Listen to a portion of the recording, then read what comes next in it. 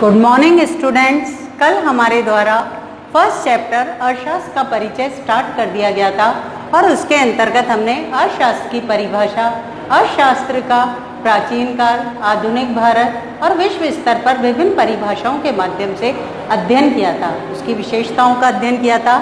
आज हमारे द्वारा अर्थशास्त्र की विषय वस्तु को दो भागों में बांटते हुए उसका अध्ययन प्रारंभ किया जाएगा। अर्थशास्त्र जिसके दो भाग होते हैं, पहला भाग व्यष्टि अर्थशास्त्र कहलाता है और दूसरा भाग समष्टि अर्थशास्त्र कहलाता है। व्यष्टि अर्थशास्त्र को इंग्लिश में माइक्रो इकोनॉमिक्स के नाम से जाना जाता है, जबकि समष्टि अर्थशास्त्र को मैक्रो इकोनॉमिक्स के नाम से जाना जाता है। माइक्रो और मैक्रो ये दोनों शब्द अंग्रेजी भाषा से लिए गए हैं और इन दोनों शब्दों की व्युत्पत्ति ग्रीक भाषा के माइक्रो के लिए माइक्रोज MIKROS से हुई है तथा मैक्रो शब्द की व्युत्पत्ति ग्रीक भाषा के मैक्रोज MAKROS से हुई है। अब हम आगे अध्ययन करते हुए व्यष्टि अर्थशास्त्र जिसे इंग्लिश में माइक्रो इकोनॉमिक्स कहते हैं। माइक्रो जिसका अर्थ सूक्ष्म होता है, सूक्ष्म मतलब प्रति इकाई का जब अध्ययन किया जाता है तो वो व्यष्टि अर्थशास्त्र के अंतर्गत या माइक्रो इकोनॉमिक्स के अंतर्गत अध्ययन किया जाता है।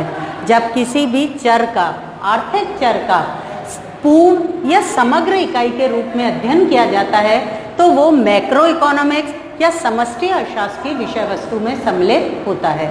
माइक्रो इकोनॉमिक्स के प्रमुख सिद्धांत उपभोग का सिद्धांत, उत्पादन का सिद्धांत, विनिमय का सिद्धांत, वितरण का सिद्धांत और आर्थिक कल्याण के सिद्धांतों का इसमें अध्ययन किया जाता है। इसी प्रकार से समष्टि अर्थशास्त्र के अंतर्गत राष्ट्रीय आय, कुल रोजगार, मुद्रा, बैंकिंग, व्यापार, सामान्य कीमत स्तर, आर्थिक विकास और इसके अतिरिक्त समग्र मांग, समग्र पूर्ति, कुल रोजगार अर्थव्यवस्था का आदि तथ्यों का अध्ययन किया जाता है। इस चार्ट को जिसके अंतर्गत व्यष्टि और समष्टि अर्थशास्त्र में संपूर्ण अर्थव्यवस्था का विभाजन किया गया है, ये व्यष्टि और समष्टि अर्थशास्त्र शब्द की व्युत्पत्ति पहली बार रैगनर फिश नामक अर्थशास्त्री के द्वारा 1933 में की गई थी। उन्होंने ही पहली बार व्यष्टि और समष्टि शब्द का प्रयोग किया था। अब हम आगे डिटेल में व्यष्टि और समष्टि अर्थशास्त्र के बारे में जानेंगे। व्यष्टि अर्थशास्त्र, व्यष्टि अर्थशास्त्र अर्थशास्त्र की वह शाखा होती है जो व्यक्तिगत आर्थिक इकाइयों का अध्ययन करती है। व्यक्तिगत आर्थिक इकाइयों में एक उपभोक्ता, एक उत्पादक, एक फर्म आदि होती हैं। इसके अंतर्गत समूह का अध्ययन नहीं किया जाता है। व्यष्टि अर्थशास्त्र के प्रमुख अर्थशास्त्रियों में मार्शल का नाम लिया जाता है। व्यष्टि अर्थशास्त्र को कीमत सिद्धांत के नाम से भी जाना जाता है। कीमत सिद्धांत, दूसरे शब्दों में कीमत व्यष्टि अर्थशास्त्र में महत्वपूर्ण भूमिका निभाती है। जैसे एक उपभोक्ता की दृष्टि से हम कहें तो उपभोक्ता के लिए वस्तु की कीमत और उसकी आय दोनों ही महत्वपूर्ण होती है। एक उत्पादक की दृष्टि से हम बात करते हैं तो उत्पादक के लिए वस्तु की कीमत और साधन की कीमत दोनों का बहुत अधिक महत्व होता है। एक फर्म की दृष्टि से हम कहें तो उसका लाभ कम से कम लागत, कम से कम कीमत पर, अधिक से अधिक कम से कम कीमत पर वस्तु को बनाकर और अधिक से अधिक कीमत को बेचने पर, वस्तु को बेचने पर प्राप्त होता है। इस प्रकार से उपभोग, उत्पादक, विनिमय, वितरण और आर्थिक कल्याण की दृष्टि से हम देखें तो व्यष्टि अर्थशास्त्र को दूसरे शब्दों में कीमत सिद्धांत के नाम से भी जाना जाता है। अब हमारे द्वारा समष्टि अर्थशास्त्र का अध्ययन किया जाएगा। समष्टि अर्थशास्त्र जिसे मैक्रो इकोनॉमिक्स के नाम से भी जाना जाता है, अर्थशास्त्र की वह शाखा होती है जिसमें संपूर्ण या समग्र इकाइयों का अध्ययन किया जाता है।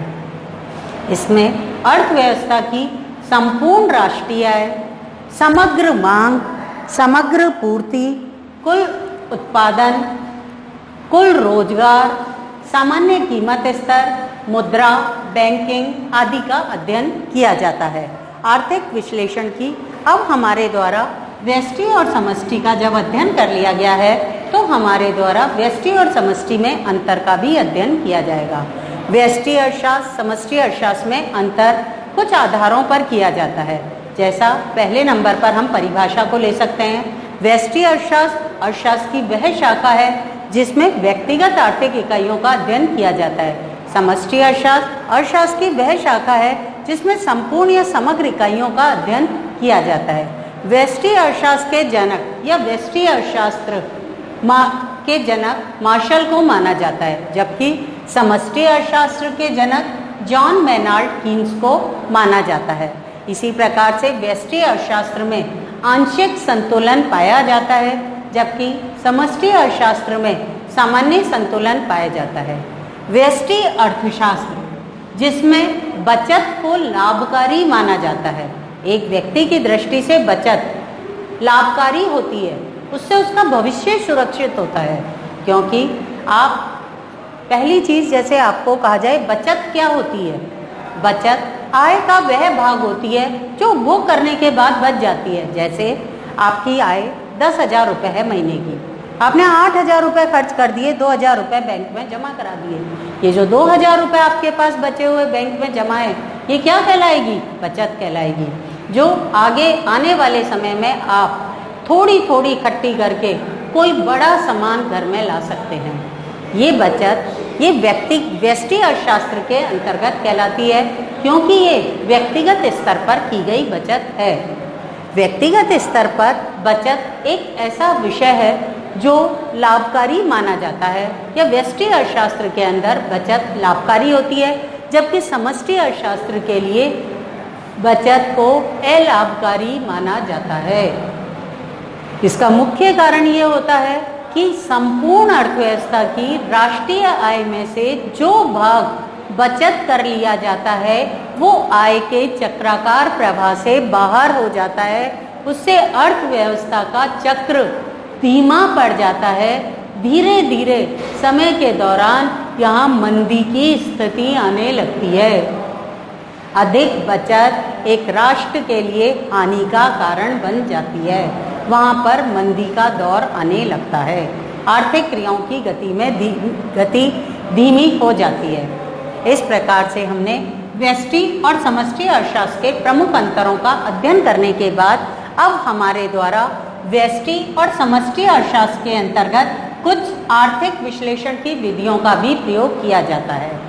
ये अर्थशास्त्र की आर्थिक विश्लेषण की विधियां भी कहलाती हैं। सामान्य रूप से हमारे जो चर होते हैं, जैसे मैंने बोला व्यष्टि अर्थशास्त्र व्यक्तिगत इकाइयों का अध्ययन करता है और समष्टि अर्थशास्त्र संपूर्ण या समग्र इकाइयों का अध्ययन करता है। यहाँ पर चर किसे कहेंगे? चर अंकों में व्यक्त वे संख्याएं होती हैं जिनका मान बदलता रहता है। एक उदाहरण देते हैं, जैसे 2018 के अंदर गेहूं का उत्पादन भारत में 200 क्विंटल हुआ, 2019 के अंदर गेहूं का उत्पादन 350 क्विंटल हुआ, या टन हुआ, मन हुआ, मिलियन हुआ, जो भी हुआ, लेकिन 200 और 350 आंकड़े तुरंत चेंज हो गए। 2018 और 2019 अंकों में व्यक्त हैं और चर चेंज हो गए, ये चर कहलाएंगे, ये सूचनाएं चर कहलाएंगी।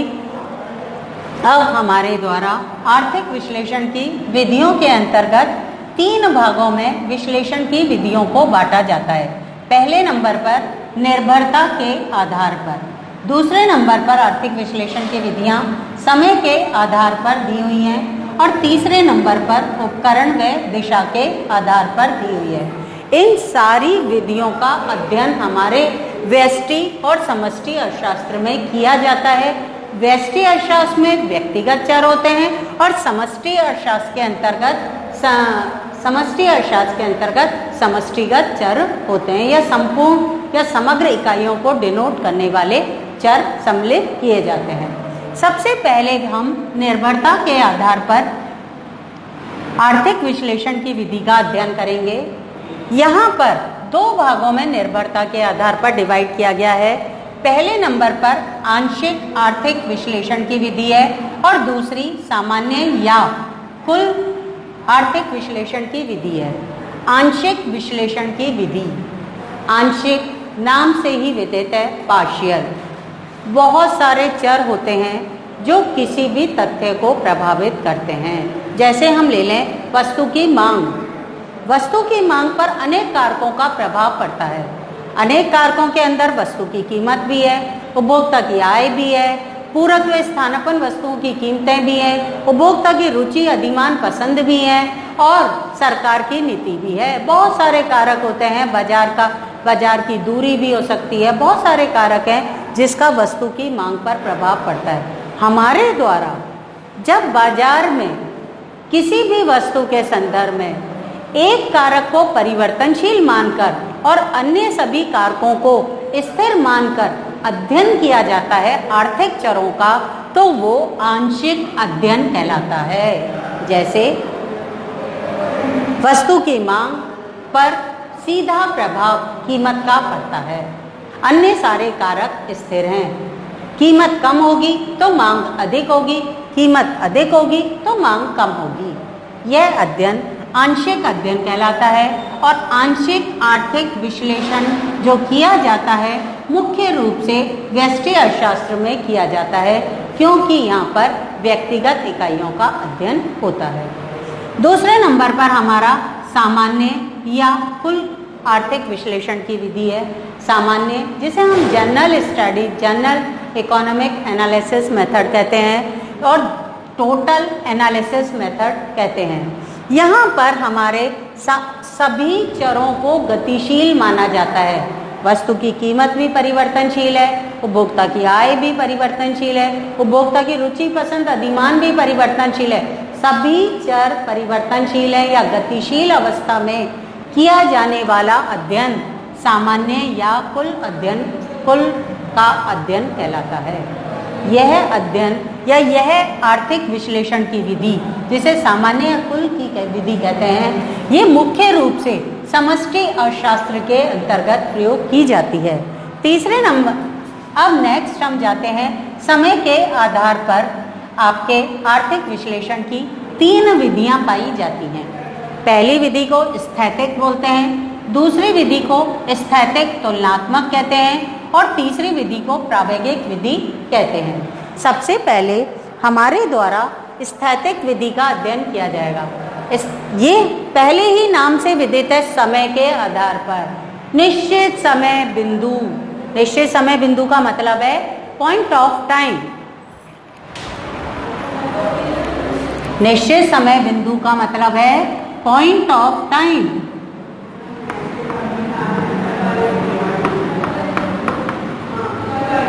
पॉइंट ऑफ टाइम पर जब किसी आर्थिक चर का अध्ययन किया जाता है तो वह स्थैतिक आर्थिक विश्लेषण कहलाता है। मैं एक उदाहरण के द्वारा आपको समझाती हूँ। 1 जनवरी 2020 भारतीय रिजर्व बैंक के पास 200 करोड़ की मुद्रा के भंडार थे। ये क्या है? उस विशेष दिनांक पर आरबीआई के पास जितनी भी मुद्रा की पूर्ति थी वो सारी की सारी स्थैतिक अध्ययन कहलाएगी। निश्चित समय बिंदु। या आज कक्षा के अंदर 40 बच्चों में से 32 बच्चे प्रेजेंट है। दिनांक आज आपके 2 तारीख हो चुकी है और टोटल स्टूडेंटों की संख्या 32 है। जब भी हम रजिस्टर उठाएंगे तो उस रजिस्टर में 32 प्रेजेंट ही आएंगे, 8 एब्सेंट आएंगे। यह अध्ययन स्थैतिक कहलाएगा। ये पॉइंट ऑफ टाइम से रिलेटिव होता है। जब आर्थिक चर 2 समय बिंदु, जैसे एक हमने 1 जनवरी 2020 लिया, एक हमने 31 मार्च 2020 लिया, दोनों में आरबीआई की मुद्रा की पूर्ति का अध्ययन किया। यह अध्ययन तुलनात्मक स्थैतिक तुलनात्मक अध्ययन कहलाएगा। तीसरे नंबर पर प्रायोगिक अध्ययन कहलाता है। प्रायोगिक को इंग्लिश में डायनामिक कहते हैं। डायनामिक मतलब गतिशील। समय की अवधि के दौरान सभी चरों को गतिशील मानते हुए किया गया आर्थिक चरों का अध्ययन प्रायोगिक अध्ययन कहलाता है। इसमें पीरियड ऑफ टाइम के आधार पर अध्ययन किया जाता है। इसमें पीरियड ऑफ टाइम के आधार पर अध्ययन किया जाता है, समय की अवधि के दौरान। जैसे 11th क्लास का आपका सेशन था, 2019 से प्रारंभ हुआ था, जुलाई 2019 से प्रारंभ हुआ था और अप्रैल 2020 में फिनिश हुआ था। ये जो समय की अवधि के दौरान सभी आर्थिक चरों को गतिशील मानते हुए अध्ययन किया जाता है, ये आर्थिक विश्लेषण की विधि प्रावेगिक आर्थिक विश्लेषण की कहलाती है। अब हमारे आर्थिक विश्लेषण की विधियों में तीसरे नंबर की जो है उसे उपकरण व दिशा के आधार पर वर्गीकृत किया गया है। उपकरण व दिशा के आधार पर जो वर्गीकरण किया गया है उसके आधार पर दो विधियों से दो आर्थिक विश्लेषण की विधियां पाई जाती हैं। पहले नंबर पर निगमनात्मक है, दूसरे नंबर पर आगमनात्मक है। निगमनात्मक के उपकरण मुख्य रूप से तर्क या लॉजिक होते हैं और इसके अंतर्गत जो दिशा पाई जाती है वो सामान्य से विशेष की ओर होती है। अब मैं आपको थोड़ा सा समझाती हूँ। ये जो दिशा मैंने बताई है सामान्य से विशेष, कोई भी टॉपिक ले लेते हैं, अपने इकोनॉमिक्स का ही कोई टॉपिक ले लेते हैं, जैसे उपयोगिता लिया मैंने, मुझे इस टॉपिक को आपको पढ़ाना है। मैंने सबसे पहले बच्चों से बात करना चालू करा, मैं डायरेक्ट डेफिनेशन नहीं दे रही हूँ उपयोगिता की, मैंने बच्चों से बात करना चालू करा। हाँ भाई, क्या आप डेली अपने दैनिक जीवन में बहुत सारी वस्तुओं का प्रयोग करते हैं?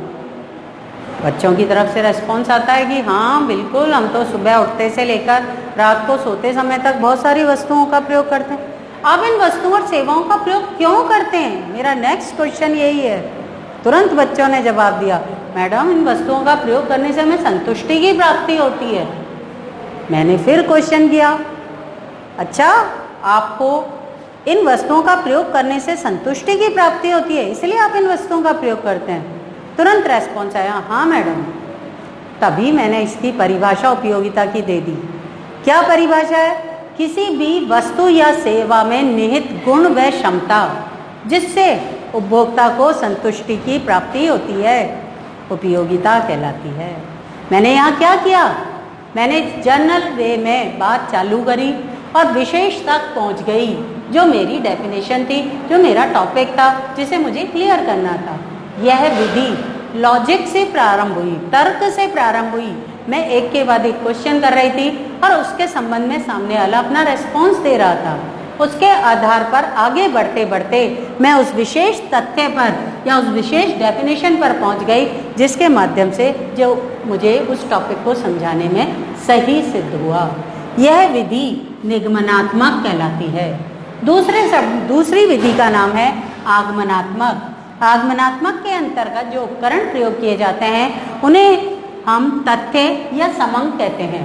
तथ्य और समंक, दूसरे शब्दों में आंकड़े, जो पूरे परिष्कृत हैं, जिनकी पूरी अच्छी खासी सर्च हुई है। सबसे पहले हमारे द्वारा उन समंकों को रखा जाता है, उन तथ्यों को रखा जाता है, उस परिभाषाओं को रखा जाता है और उसके बाद उन परिभाषाओं, तथ्यों, समंकों को विस्तृत रूप से समझाया जाता है। जैसे इसकी जो दिशा होती है वो विशेष से सामान्य की ओर होती है। पहले समंक प्रस्तुत कर दिए गए, पहले परिभाषा बता दी गई, फिर उसके बाद उसको स्पष्ट करने के लिए उदाहरण दिए गए। यह विधि आगमनात्मक कहलाती है। माल्थस के द्वारा जो जनसंख्या का सिद्धांत दिया गया था वो मुख्य रूप से आगमनात्मक विधि के आधार पर ही किया गया था। इसके अतिरिक्त आगमनात्मक विधि के एक नाम और है, इसे अनुभव पर आधारित विधि या ऐतिहासिक विधि के नाम से भी जाना जाता है। अब हमारे द्वारा इसके बाद नेक्स्ट टॉपिक के अंतर्गत आर्थिक क्रियाएं किसे कहते हैं, आपको पूर्व कक्षा में अच्छे से विदित है। आर्थिक क्रियाएं वे क्रियाएं होती हैं जो धन प्राप्ति के उद्देश्य से की जाती हैं। जैसे एक अध्यापक के द्वारा विद्यालय में अध्यापन का कार्य करने के पश्चात वेतन की प्राप्ति करना आर्थिक क्रिया कहलाता है। और वही अध्यापक जब अपने घर पर अपने बच्चों को पढ़ाता है, कोई धन का अर्जन नहीं होता है, तो यह गैर आर्थिक क्रिया कहलाता है। कक्षा 12 के अंतर्गत हम आर्थिक क्रियाओं की एक और डेफिनेशन से परिचित होना चाहेंगे। आर्थिक क्रियाएं अर्थव्यवस्था में जितने भी लोग हैं उन सब की असीमित आवश्यकताओं की पूर्ति के लिए, उन सब की असीमित आवश्यकताओं की पूर्ति के लिए दुर्लभ संसाधन, दुर्लभ जो सीमित है संसाधन, उन संसाधनों के प्रयोग से संबंधित क्रियाओं को कहते हैं। एक बार और रिपीट करती हूँ मैं, आर्थिक क्रियाएं अर्थव्यवस्था के रहने वाले लोगों की असीमित आवश्यकताओं की पूर्ति हेतु अर्थव्यवस्था में उपलब्ध दुर्लभ संसाधनों से के समन्वय से संबंधित क्रियाओं को कहते हैं। आर्थिक क्रियाओं में मुद्रा का बहुत अधिक महत्व होता है। बिना मुद्रा के कोई भी आर्थिक क्रिया संभव नहीं है। यहाँ मेरे द्वारा एक चक्र बताया जा रहा है जो आर्थिक क्रियाओं की निरंतर चलने वाली गति को बताएगा। सबसे पहले चक्र के अंतर्गत आवश्यकताएं जन्म लेती हैं। आवश्यकताएं जब जन्म लेती हैं तो व्यक्ति उन आवश्यकताओं को पूरा करने के लिए प्रयत्न करता है। प्रयत्न करने पर धन की प्राप्ति होती है और जब धन प्राप्त हो जाता है तो व्यक्ति अपनी उस आवश्यकता की पूर्ति कर लेता है। जब आवश्यकता पूरी हो जाती है तो व्यक्ति को संतुष्टि की प्राप्ति हो जाती है। संतुष्टि के बाद एक नई आवश्यकता का जन्म हो जाता है।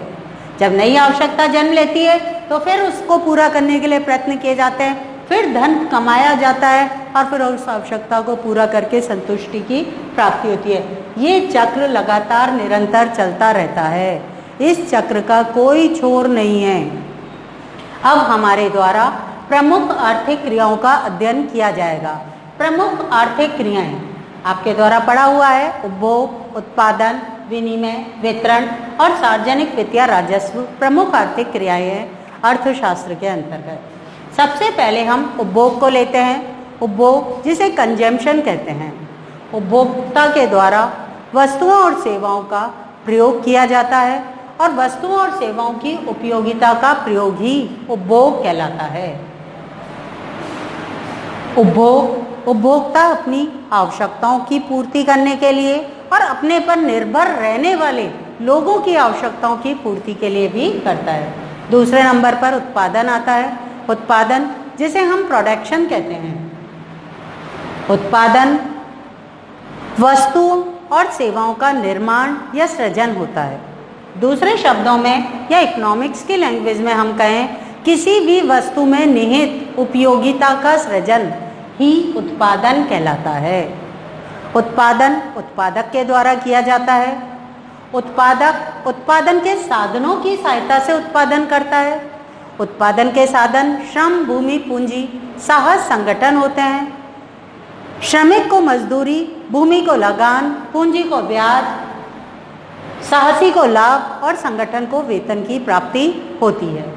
तीसरे नंबर की प्रमुख क्रिया विनिमय है, जिसे हम एक्सचेंज कहते हैं। बाजार में जितना भी वस्तुओं और सेवाओं का क्रय विक्रय होता है, क्रेताओं और विक्रेताओं के मध्य होने वाली क्रिया जिसमें मुद्रा महत्वपूर्ण स्थान रखती है, विनिमय कहलाती है। नेक्स्ट हमारी आर्थिक क्रिया वितरण से संबंधित है। वितरण डिस्ट्रीब्यूशन। एक वित्तीय वर्ष के दौरान अर्थव्यवस्था में बहुत सारी वस्तुओं और सेवाओं का उत्पादन किया जाता है। इन वस्तुओं और सेवाओं का वितरण कैसे किया जाए, किस साधन को कितना प्राप्त हो, ये सारी बातें वितरण या डिस्ट्रीब्यूशन के अंतर्गत अध्ययन की जाती है। नेक्स्ट टॉपिक हमारा या नेक्स्ट आर्थिक क्रिया सार्वजनिक वित्त राजस्व, जिसे हम कहते हैं, इंग्लिश में इसे पब्लिक फाइनेंस के नाम से जाना जाता है। इसमें सरकार की आय, सरकार की व्यय, सरकारी बजट, कर, ऋण, घाटा आदि से संबंधित तथ्यों का अध्ययन किया जाता है। अब हमारे द्वारा अर्थशास्त्र की प्रकृति का अध्ययन किया जाएगा। अर्थशास्त्र की प्रकृति पहले भी आपके द्वारा इस टॉपिक को पढ़ा हुआ है। अर्थशास्त्र का नेचर कैसा है? क्या अर्थशास्त्र विज्ञान है? क्या अर्थशास्त्र कला है? अर्थशास्त्र को यदि हम विज्ञान मानते हैं तो फिर कला क्यों मान रहे हैं? हम इन सब का डिटेल में अध्ययन नहीं करेंगे, क्योंकि हम पूर्व कक्षाओं में, हम 11th क्लास में हम इसका पहले अध्ययन डिटेल में कर चुके हैं। अब हमें इसकी सामान्य जानकारी लेनी है। सबसे पहले हमारे द्वारा अर्थशास्त्र विज्ञान के रूप में, विज्ञान किसे कहते हैं? विज्ञान एक ऐसा विषय है जो क्रमबद्ध होता है, जो तर्कपूर्ण होता है, जो तथ्यपरक होता है। जैसा किताबों में लिखा हुआ होता है वैसा ही लेबोरेटरी में प्रैक्टिकली उसको सिद्ध किया जा सकता है। जिसमें कारण और परिणाम के संबंध पाए जाते हैं वो विज्ञान है। जिसमें नियम होते हैं, जिसमें सिद्धांत होते हैं, जो लॉजिकल होता है वो विज्ञान है। अब क्या हम ये कहें कि अर्थशास्त्र विज्ञान है? हाँ, बिल्कुल अर्थशास्त्र विज्ञान है। अर्थशास्त्र के भी अपने नियम है। अर्थशास्त्र की जितनी भी आर्थिक क्रियाएं आपके द्वारा यहाँ पर पढ़ी गई हैं, इनके प्रत्येक के अनेक सिद्धांतों का अध्ययन या नियम बने हुए हैं। उपभोक्ता के व्यवहार के रूप में मांग का नियम, सीमांत उपयोगिता हास नियम, सम सीमांत उपयोगिता नियम, उत्पादक की दृष्टि से लागत, आगम, सभी से संबंधित बहुत सारे सिद्धांतों का, नियमों का अध्ययन किया जाता है। इस प्रकार से हम कह सकते हैं कि विज्ञान के रूप में अर्थशास्त्र को रखा जा सकता है। लेकिन विज्ञान की दो श्रेणियां हैं। एक यथार्थमूलक विज्ञान, जिसे हम सकारात्मक विज्ञान की श्रेणी कह सकते हैं, और दूसरी आदर्शात्मक या आदर्शमूलक विज्ञान। जब हमारे द्वारा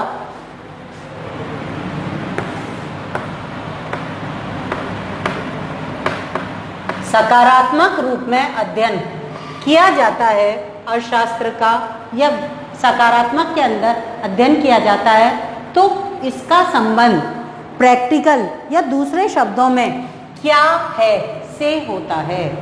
क्या है जो दिखाई दे रहा है उसे ही कहना सकारात्मक विज्ञान कहलाएगा। और दूसरे नंबर पर आदर्शात्मक,